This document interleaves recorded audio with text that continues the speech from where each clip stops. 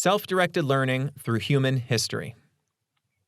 Dr. Peter Gray's research has uncovered that up until the agricultural revolution about 10,000 years ago, most children were educated through self-directed learning. Peter writes, "For hundreds of thousands of years, we lived as hunter-gatherers. Children in hunter-gatherer cultures learned what they needed to know to become effective adults through their own play and exploration. The strong drives in children to play and explore presumably came about during our evolution as hunter-gatherers to serve the needs of education. Adults in hunter-gatherer cultures allowed children almost unlimited freedom to play and explore on their own because they recognize that those activities are children's natural ways of learning." Reference 40. This is not to romanticize the lives of hunter-gatherers.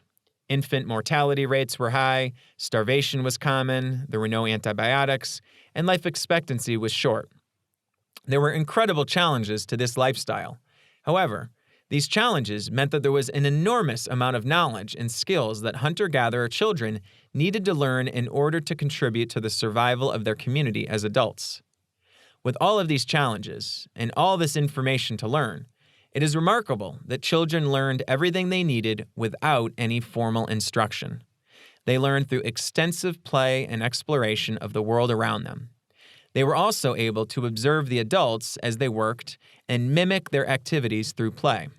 For example, the children hunted small animals like rabbits as a form of play that mimicked the adults' hunting of larger animals. I'm not claiming that we should educate children exactly as they were in hunter-gatherer times. It is not the specific acts, like learning to build weapons, hunt, or identify plants that I want to focus on. Instead, it is the principles on which their learning was based which are valuable and inherent to our biological drive to learn. Peter identified 7 key features present in hunter-gatherer education which continue to be valuable in modern times. He writes, "The ideal environment for such education is one in which young people, A, have unlimited free time and much space in which to play and explore, B, can mix freely with other children of all ages, C, have access to a variety of knowledgeable and caring adults, D, have access to culturally relevant tools and equipment and are free to play and explore with those items, E, are free to express and debate any ideas that they wish to express and debate, F, are free from bullying, which includes freedom from being ordered around arbitrarily by adults, and G, have a true voice in the group's decision-making process." Reference 41.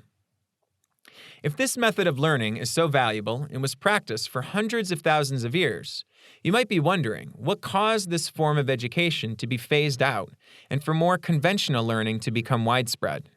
Peter identifies the agricultural revolution that took place around 10,000 years ago, considered to be a major milestone in human development, as the turning point where humans moved away from self-directed learning and toward what resembles a more controlled learning environment. He writes, "With the rise of agriculture, and later of industry, children became forced laborers. Play and exploration were suppressed. Willfulness, which had been a virtue, became a vice that had to be beaten out of children." Reference 42. He continues, "Agriculture brought to human beings more than a new way of procuring food. It introduced a new way of thinking about the relationship between humans and nature. Hunter-gatherers consider themselves to be part of the natural world. They lived with nature, not against it.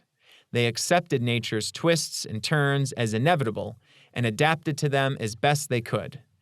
Agriculture, on the other hand, is a continuous exercise in controlling nature. It involves the taming and controlling of plants and animals to make them servants to humans rather than equal partners in the natural world.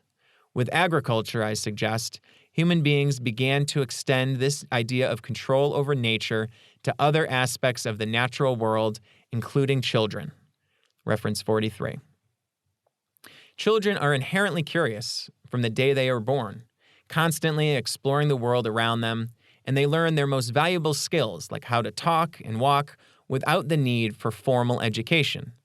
Self-directed learning is sometimes even referred to as natural learning, since it is the style we are evolved to utilize naturally. It is sad to see this love of learning erased from young people's minds.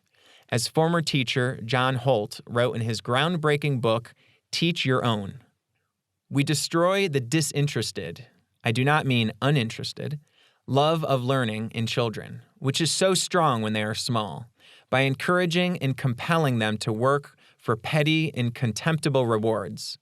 Gold stars, or papers marked 100 and tacked to the wall, or A's on report cards, or honor rolls, or Dean's List, or Pi Beta Kappa keys. In short, for the ignoble satisfaction of feeling that they are better than someone else. We encourage them to feel that the end and aim of all they do in school is nothing more than to get a good mark on a test, or to impress someone with what they seem to know. We kill not only their curiosity, but their feeling that it is a good and admirable thing to be curious, so that by the age of 10, most of them will not ask questions and will show a good deal of scorn for those few who do." Reference 44. Now that we've looked at the history of self-directed learning, let's now look at some concrete examples of what self-directed learning looks like in practice.